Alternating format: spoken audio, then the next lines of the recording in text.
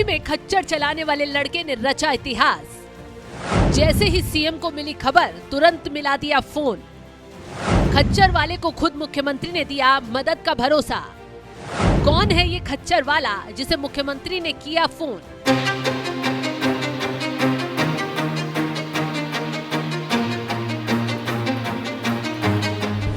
खामोश पहाड़, पथरीली पगडंडियां और उन पगडंडियों पर रोज बोझ ढोते खच्चर के खुरों की आवाज। इसी शोर शराबे के साथ बड़ा हुआ एक लड़का जिसे लोग उसके नाम से नहीं, खच्चर वाले के नाम से जानते थे, क्योंकि सूरज उगने से पहले ही वो लड़का हाथ में खच्चर की रस्सी लेकर मीलों का सफर तय करने के लिए निकल पड़ता था और हर रोज खच्चर पर श्रद्धालुओं को बैठाकर करीब 16 किलोमीटर तक का सफर तय करता था। बारिश हो या बर्फ, धूप हो या तूफान, उसका सफर नहीं रुकता था, क्योंकि यही मेहनत उसके लिए परिवार चलाने का जरिया था। लेकिन किसी को क्या पता था, जो लड़का आज खच्चर खींच रहा है, वही लड़का एक दिन पहाड़ चीरकर इतिहास ही लिख देगा और लोग उसे खच्चर वाले के नाम से नहीं, अतुल कुमार के नाम से जानेंगे, जिसने पहाड़ों की परेशानियों के बावजूद अपनी मेहनत और लगन के दम पर IIT JAM 2025 की परीक्षा ऑल इंडिया लेवल पर 649 रैंक के साथ पास की और अब IIT मद्रास जैसी प्रतिष्ठित यूनिवर्सिटी में एडमिशन लेगा। वैसे मतलब सुबह से कल परसों से मतलब कॉल आई रही, लोगों की बधाइयाँ आ रही, मतलब उतना एग्ज़ाम क्रैक होके मुझे उतनी खुशी का आइडिया नहीं लगा जितने लोगों की खुशी देख के, क्योंकि लोग काफ़ी खुश हो रहे हैं। मेरे टीचर्स और जगह जगह के टीचर, इवन जिन्होंने मुझे नहीं भी पढ़ाया, उन टीचर्स के भी मुझे कॉल आ रहे हैं, सब बधाई दे रहे हैं, सब लोग खुश हैं और काफ़ी खुश हैं लोग। उससे भी मुझे काफ़ी मम्मी पापा भी काफ़ी खुश। इससे पहाड़ के उन तमाम बच्चों को भी मोटिवेशन मिलेगी जो संसाधनों के अभाव में जो है आगे बढ़ने की सोचते हैं।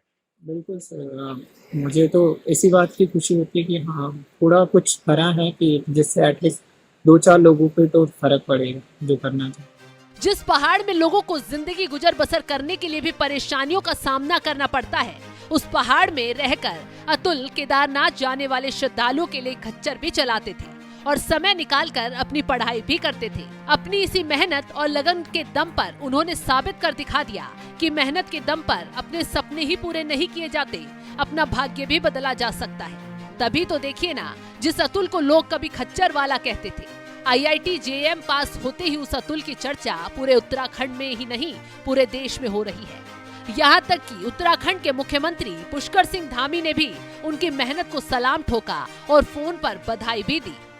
हाँ, बहुत बहुत मेरी तरफ से बहुत बधाई हुई, शुभकामनाएं आपको।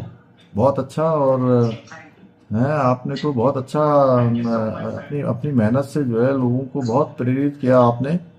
और कि सामान्य स्थितियों में और सामान्य परिस्थितियों में भी एक व्यक्ति अगर मेहनत करे, परिश्रम करे और संकल्प लेकर जो है काम करे तो कोई चीज़ असंभव नहीं है ना। बहुत हमारे सब उत्तराखंड के लोगों के लिए, अन्य लोगों के लिए आप बहुत प्रेरणा के स्रोत हो। मेरी बहुत शुभकामनाएं और हमेशा हम लोग सब लोग आपके साथ हैं।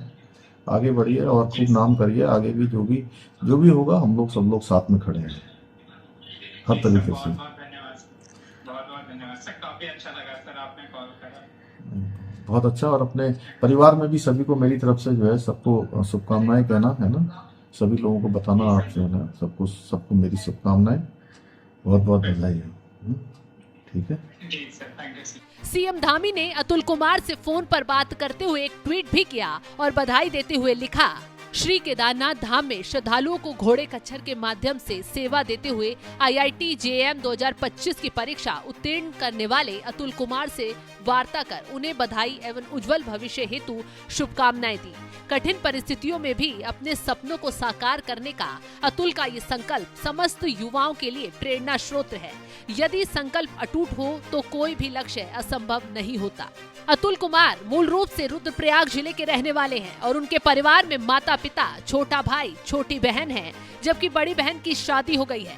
वही बात करें परिवार की आर्थिक स्थिति की तो आपको बता दें, अतुल कुमार की मां एक गृहिणी है और पिता घोड़े खच्चर चलाकर परिवार चलाते हैं। साल 2018 से अतुल और उनके छोटे भाई भी खच्चर चलाकर अपने पिता की मदद कर रहे हैं। केदारनाथ में सर मैं घोड़ा खच्चर चलाता हूँ। वहाँ यात्रियों को गौरीकुंड से पैदल मार्ग पे ले जाते हैं और उससे सर मेरे परिवार में मेरे मम्मी पापा, मेरी एक दीदी है, दीदी की शादी हो रही थी। मेरा एक भाई एक बहन है।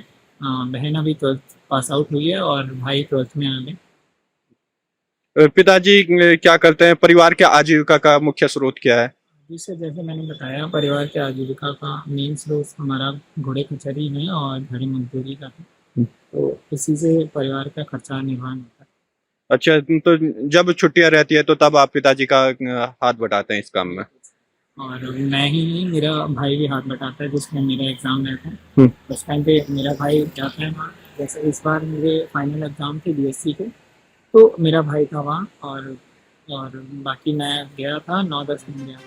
पिता खच्चर चलाकर अपना परिवार चलाते हैं और अतुल भी इस काम में भले ही उनकी मदद करते थे, लेकिन उनका सपना था किसी भी तरह से इस काम से परिवार को निकाले। यही वजह है कि उन्होंने खच्चर चलाने के साथ साथ ही अपनी पढ़ाई भी जारी रखी और आज IIT JM जैसी परीक्षा पास करके IIT मद्रास में एडमिशन लेने जा रहे हैं, जिससे कम से कम उनके साथ साथ परिवार का भविष्य भी बेहतर नजर आ रहा है। बहरहाल अतुल कुमार की इस सफलता पर आप क्या कहना चाहेंगे, अपनी राय कमेंट बॉक्स में जरूर बताएं।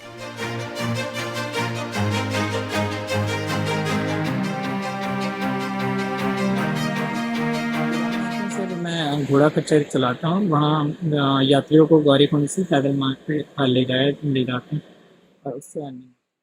अच्छा, इस दौरान भी लगता था आपको कि यार पढ़ाई मिस हो रही है, थोड़ा सा ऑनलाइन क्लासेस ले लेता हूँ या इस तरीके का? थोड़ा लगता था, काफ़ी होता था कि ये नहीं पढ़ाई छूट रही है। और पर वहाँ नेटवर्क का भी इशू रहता है और चार्ज करने का भी और रहने का भी काफ़ी ऐसे कि टेंट लगा के रहते हैं, तो उतना पढ़ाई का माहौल तो केदारनाथ में पॉसिबल नहीं है काम के साथ। तो इसीलिए जून के बाद जुलाई से मैनेज कैसे हो पाता था पूरा?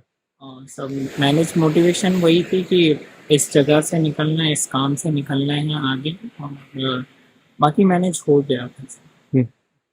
जरा अपने परिवार के बारे में बता दीजिए, कितने सदस्य हैं, क्या कुछ करते हैं? सर मेरे परिवार में मेरे मम्मी पापा, मेरी एक दीदी है, दीदी की शादी हो रही थी। मेरा एक भाई एक बहन है।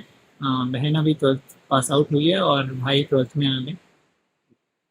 पिताजी क्या करते हैं? परिवार के आजीविका का मुख्य स्रोत क्या है? जिससे जैसे मैंने बताया, परिवार के आजीविका का मेन स्रोत हमारा घोड़े कचहरी है और घड़ी मजदूरी का है। तो इसी से परिवार का खर्चा निर्वहन होता है। अच्छा, तो जब छुट्टियां रहती है तो तब आप पिताजी का हाथ बटाते हैं इस काम में?